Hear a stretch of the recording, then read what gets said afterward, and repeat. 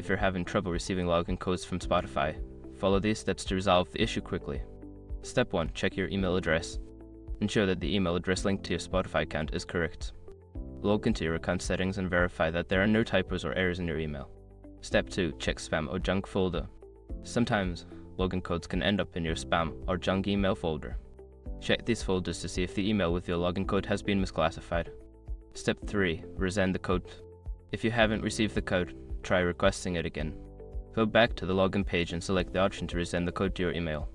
Step 4. Use a different device. If you're still having issues, try logging in from a different device or browser. Sometimes technical issues can be device specific and switching can help. Step 5. Contact Spotify support.